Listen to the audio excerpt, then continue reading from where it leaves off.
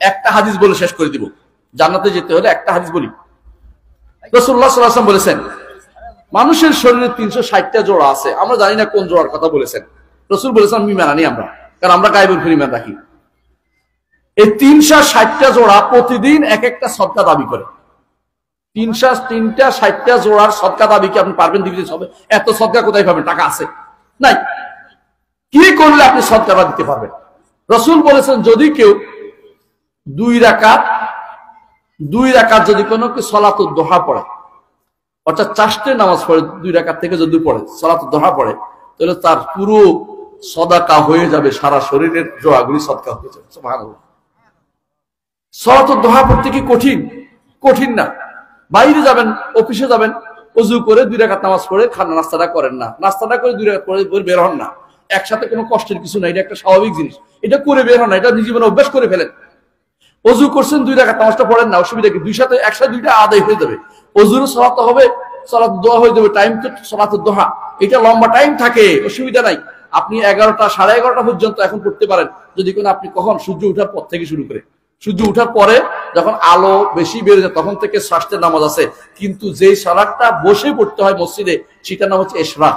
এটা বাসায় গেলে এটা আর পড়া যায় না, এটা শুধু মসজিদ থেকে পড়তে হয়, এইটা আলাদা বিধান। এটা পড়লে একটা হজ একটা উমরা সহ আপনার আমলনামায় লেখা হয়। মসজিদে বসে যদি কোনো কেউ সূর্য ওঠা পর্যন্ত কোরআন তেলাওয়াত, সুবহানাল্লাহ, আলহামদুলিল্লাহ তাসবিহগুলি পড়ে, সূর্য ওঠা পর্যন্ত কেউ যদি কোনো কি করে, যদি সূর্য ওঠা পর্যন্ত অপেক্ষা করে সালাত এগুলো জিকিরগুলি করে, তারপরে 2 রাকাত ইশরাকের নামাজ পড়ে, সেই ব্যক্তির জন্য একটা হজ একটা উমরা পূর্ণভাবে তার সওয়াবের লেখা হয়ে যায়। রাসূলুল্লাহ সাল্লাল্লাহু আলাইহি ওয়াসাল্লাম বলেছেন। এটাও তো কঠিন কিছু না ভাই। আপনার যদি আমল একটা দুটা বলতেছি, সারাদিন আমল তো রয়ে গেছে, এই জন্য আমল সালেহ করতে হবে। আমল সালেহ করলে ঈমান আমল সালেহ করবে, আল্লাহ তাআলা বলছেন উলাইকা হুমুল ওয়ারিসুন, তারাই হবে ওয়ারিস। ওয়ারিস বুঝেননি? মানে এমন যে মালিকেরা দিয়ে দিচ্ছে। আপনার বাপ থেকে সম্পদ পাইলে আপনি বেচতে পারেন তো, মানে মালিক তো, ইচ্ছা করলে এর মধ্যে বাড়ি করতে পারেন, ইচ্ছা করলে খেত করতে পারেন। জান্নাত এমন এক জায়গা যেখানে আপনি যা ইচ্ছা তা করতে পারবেন, যা ইচ্ছা তা। আপনি বলবেন যে এই নদী, এই নালা, এই নদী, তুমি আমার এখান দিয়ে আসো, নদী উপর দিয়ে চলে আসবে আপনার বাড়ির কাছে। আপনি এখন যান, কোথায় যান? ওই সাজেকে যান, ওই যান কোথায়, ওই যে কক্সবাজার যান, কি জন্য? হাওয়া বদলের জন্য। দেখে আসি হাওয়া বদল, তখন আপনার যাইতে হবে না। আপনি বলবেন যে কক্সবাজার আমার সামনে দিয়ে যাও, কক্সবাজার আপনার সামনে দিয়ে চলে যাবে। মজাটা কেমন, তাই না? বলবেন যে ওই খাবারটা আমার দরকার, সঙ্গে সঙ্গে সামনে চলে আসছে, আপনার কষ্ট করা লাগবে না। ওই ফলটা আমার দরকার, ফল সামনে। আল্লাহ তাআলা কোরআনে কারীম বলেছেন ফিহা মা তাশতাহিল আনফুসু ওয়া তালাদ্দুল আয়ুনু ওয়া আনতুম ফিহা খালিদুন। জান্নাতে যা অন্তরে চাইবে, যা তোমার চক্ষু ভালো লাগবে, যা তোমার স্বাদ লাগবে, সবই তুমি পেয়ে যাবে। সুতরাং জান্নাতে আগে যাওয়ার চেষ্টা করো, তারপর তুমি সবে পেয়ে যাবে। উলাইকা হুমুল ওয়ারিসুন আল্লাযীনা ইয়ারিসুনাল ফিরদাউসা হুম ফিহা খালিদুন। জান্নাতে গেলে চিরস্থায়ী জীবন আপনার হবে, সেখান থেকে কোনোদিন আর বের হবে না। লা ইয়াবগুনা আনহা হিওয়ালা, কখনো সেখান থেকে বলবে না যে হাওয়া বদলের দরকার আছে, হাওয়াই অটোমেটিক বদল হয়ে যাবে। আপনার জীবনটা সৌভাগ্যে ভরে যাবে। জান্নাতে যেতে হলে ঈমান এবং আমল সালেহ পূর্ণ করুন। আল্লাহর কাছে দোয়া করি আল্লাহ আমাদের কবুল করুন, আমিন। এই জন্য কোরআনে কারিমে আল্লাহ তাআলা বলেছেন ইন্না রাব্বাকা সারিউল হিসাব, তিনি দ্রুত হিসাব নেবেন। এই দ্রুত নেয়ার পরেও 50,000 বছর লাগবে। হাসরের মাঠে 50,000 বছর লাগবে। হ্যাঁ, 50,000 বছর। মিকদারুহু 50 আলফা সানা ফাসবির সবরান জামিলা। আল্লাহ কোরআনে বলছে এটা এত লম্বা, কারণ মানুষ তো বেশি। আদম থেকে শুরু করে শেষ ব্যক্তিটি পর্যন্ত যত জীবী থাকে সবাই হিসাব তিনি নিবেন, একটা একটা হিসাব, কারো হিসাব বাদ যাবে না।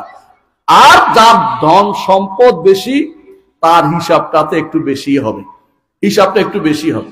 এই জন্য রাসূলুল্লাহ সাল্লাল্লাহু আলাইহি ওয়াসাল্লাম বলেছেন আমার উম্মতের মধ্যে যারা গরিব আছে এরা 500 বছর আগে, 500 বছর আগে, এরা ধনীদের 500 বছর আগে তারা জান্নাতে চলে যাবে। কারণ ধনীরা হিসাব দিতে দিতে দিতে দিতে কোত্থেকে আয় করেছে, কোথায় ব্যয় করেছে, ওই হিসাব কিন্তু প্রত্যেকটি ঈমানদার ব্যক্তিরই কিন্তু দিতে হবে, যদি না আল্লাহ ক্ষমা করে দেন। কিছু শ্রেণী আল্লাহ তাআলা বিনা হিসাবে জান্নাত দিবেন, এদের ভিতরে যদি না পড়েন তাহলে হিসাব দিতে দিতে শেষ। রাসূলুল্লাহ সাল্লাল্লাহু আলাইহি ওয়াসাল্লাম একদিন বসা ছিলেন, আয়েশা রাদিয়াল্লাহু আনহা পড়তেছেন বলতেছেন আল্লাহুম্মা হাসিবনি হিসাবান ইয়াসীরা, আল্লাহ আমাকে সহজ হিসাব দিন। কে বলতেছে এটা? কে? আয়েশা রাদিয়াল্লাহু আনহা। বুঝছেন তো, রাসূলের প্রিয়তমা স্ত্রী। রাসূল বললেন যে আয়েশা তুমি কি জানো সহজ হিসাব কি জানো? না ইয়া রাসূলুল্লাহ, জানি না তো। সহজ হিসাব হচ্ছে সামনে দেখাবে, এই বেটা তুমি এই কাজ করেছ, করেছি, যা পার হয়ে যাও। এটা হচ্ছে সহজ হিসাব। বুঝছেন তো? মান্নুকে শাউদ্দিবা, যাকে জিজ্ঞাসা করাবে এইটা কেন করছো, এইটা কেন করছো, ওর আযাব ছাড়া কোনো গতি থাকবে না। বুঝছেন কিনা? আপনি একটু চিন্তা করেন তো, এই গত কয় বছরের মধ্যে ফজরের সালাত কয়দিন জামাতে পড়েছেন দেখি, কয়জন মানুষ দেখি তো। আমি গত 1 বছর পুরা জামাতে পড়ছি বলতে পারবেন কয়জনে? চিন্তা করে দেখছেন কত বড় গুনার কাম করে বসে রয়েছি, তারপরেও আমরা কিন্তু মনে করি আমারও জান্নাত না দিয়ে আল্লাহ কারে দিবে, তাই তো এই আশা করে বসে রয়েছে। এত বসে থাকার বিষয় নাই। অপরাধ আমাদের দিনে রাতে হচ্ছে। রাসূলুল্লাহ সাল্লাল্লাহু আলাইহি ওয়াসাল্লাম বলেছেন হাদিসে কুদসিতে, আল্লাহ তাআলা বলেন ইয়া ইবাদি, হে আমার বান্দারা, তাজনিবুনা বিল-লাইলি ওয়ান-নাহার, রাত দিন তোমরা গুনাহ করো, আমি তোমাদের সেই গুনাহ ক্ষমা করে দেই। আল্লাহ আকবার। যদি গুনাহ যদি কোনো সব রাখতো আল্লাহ, আপনি উঠতে পারতেন না। রাসূলুল্লাহ সাল্লাল্লাহু আলাইহি ওয়াসাল্লাম বলেছেন লাউ বালাগাত যুনুবুকা আনানাস সামা, যদি তোমাদের, হাদিসে কুদসিতে আল্লাহ তাআলা বলছেন যদি তোমাদের গুনাহ আসমান পর্যন্ত পৌঁছে। আসমান পর্যন্ত পৌঁছার কথা বুঝেন কিনা? আসমান কেউ দেখছেন? দেখছেন? আসমান আমিও দেখিনি, আপনিও দেখেন না, আপনার বাবাও দেখেন না, আমিও আমার বাবাও দেখেন। এমনকি আসমান শুধু দুইজনে দেখছে মানুষের মধ্যে। একজন হচ্ছে আদম আলাইহিস, একজন হচ্ছে মুহাম্মদ সাল্লাল্লাহু আলাইহি ওয়াসাল্লাম, আর একজন হচ্ছে কে? ঈসা আলাইহিস সালাম। ঈসা আলাইহিস সালাম দেখে রয়ে গেছে ওখানে, আসবেন সময় মতো। আদম আর আমাদের নবী দেখে আর সপ্ত আসমান ভেদ করে কোথায় গেছেন? আরশের কাছে গেছেন, আল্লাহর সাথে কথা বলে আবার ফিরে আসছেন। তিনি দেখছেন এই আসমানের দূরত্ব, তিনি বলেছেন এক আসমান থেকে অত আসমানের দূরত্ব কত বেশি। জমিন থেকে প্রথম আসমান কেউ যাইতে পারে না। যতগুলি আসমান জমিনের মাঝখানে এগুলি দেখতেছেন এখন, যে গ্রহ নক্ষত্র এগুলি আবিষ্কার হচ্ছে, এগুলি আসমান জমিনের মাঝখানে, এই জমিনের এবং আসমানের মাঝখানে। বুঝছেন তো? এর বাইরে যেগুলো আসমান কেউ দেখে নাই, আসমানের এই আসমান পর্যন্ত যদি কোনো আমার গুনাহ পৌঁছে যায়, আল্লাহ তাআলা, আল্লাহ রাসূল সাল্লাল্লাহু আলাইহি ওয়াসাল্লাম বলেছেন, আল্লাহ তাআলা বলছেন তারপর যদি আমার কাছে ক্ষমা চাও আমি তোমাকে ক্ষমা করে দেবো, ওলা উবালি, কোনো পরোয়া করি না। আল্লাহ, এত বেশি গুনাহ হলে আল্লাহ ক্ষমা করে দিবেন। কিন্তু সত্য হচ্ছে ক্ষমা তো চাইতে হবে, বিনয়ী থাকতে হবে। এই বিনয়টা বলছি, আল্লাহ আমি গুনাহ করেছি, যে বিনয় প্রকাশ করার কারণে আদমকে আল্লাহ ক্ষমা করে দিয়েছেন, যে বিনয়ের কারণে আল্লাহ তাআলা মূসাকে ক্ষমা করে দিয়েছেন, যে বিনয়ের কারণে আল্লাহ তাআলা মুহাম্মদ রাসূলুল্লাহ সাল্লাল্লাহু আলাইহি ওয়াসাল্লাম আগের পরে সব ক্ষমা করে দিয়েছেন। কি বলেছেন? লিয়াগফির লাকা আল্লাহু মা তাকাদ্দাম মিন যামবিকা ওয়া মা তাআখার, আপনার আগের পরে সব ক্ষমা করে দেয়া হলো। কারণ রাসূলুল্লাহ সাল্লাল্লাহু আলাইহি ওয়াসাল্লাম সবচেয়ে বেশি বিনয়ী ছিলেন। তিনি কি করতেন? সেজদায় চলে যেতেন, সারা রাত সালাত আদায় করতেন, পা গুলি ফুলে যেত, পা ফুলে যেত। হাদিসে আছে, আয়েশা রাদিয়াল্লাহু বলেন ইয়া রাসূলুল্লাহ, আল্লাহ আপনার সব গুনাহ ক্ষমা করে দিয়েছেন, তারপরে আপনি দাঁড়ায় থাকেন কেন? বুঝেন না কথাটা? আপনি আল্লাহ সবই ক্ষমা করে দিয়েছেন, আপনি এত দাঁড়ান কেন? তিনি কি বলছেন? আফালা আকুন আবদান শাকুরা, আমি কি আল্লাহর শুকরগুজার বান্দা হব না? শুকরগুজার বান্দা হলে তিনি যেহেতু ক্ষমা করছেন, আমি একটু ইবাদত বন্ধ করব না। আল্লাহ, দুনিয়ার বুকে যারা বদরের যুদ্ধে সাহাবীরা ছিলেন জানেন তো, এদের ব্যাপারে আল্লাহ তাআলা বলছেন হাদিসে কুদসিতে, আল্লাহ তাআলা বলছেন আমালু মা শি'তুম ফাকাদ গাফারতু লাকুম, যা ইচ্ছা তা করো, তোমাদের ক্ষমা করে দিলাম। বদরের যুদ্ধের সাহাবীরা কোনদিন কি উল্টে গেছে? উল্টে নাই, ইবাদত আরো বাড়াই দিছে। কারণ আল্লাহ তাদের অন্তর জেনে নিয়েছেন যে এই অন্তর উল্টিবে না। আমাদের মতো হলে কি করতাম? বেটা আমি জান্নাতের সুসংবাদ পাইছি, আমারে তোমরা সবাই মিলে টাকা পয়সা দিয়ে আমার থেকে কিছু নিয়ে নাও। দরবার যারা খুলেছে, আশেপাশে হয়তো অনেকেই দরবার খুলে বসেছে, আপনি হয়তো জানেন না। অনেকে দরবার খুলে বসেছে, তারা কি জন্য দরবার খুলে? তাদেরকে কি আল্লাহ ক্ষমা করবেন বলে দিয়েছে? তাদের কাছে কোনো গ্যারান্টি আছে? কোনো গ্যারান্টি নাই। অনেকে হয়তো মনে করতে পারে হাসরের মাঠে কেউ জাহাজ নিয়ে আসবে, কেউ হয়তো ওইটা নিয়ে আসবে, ওইটা নিয়ে আসবে, কিচ্ছু নিয়ে আসবে না। হাসরের মাঠে খালি শরীর নিয়ে আসতে পারে, সে খালি শরীর নিয়ে তার কি অবস্থা হবে নিজে চিন্তা করা দরকার।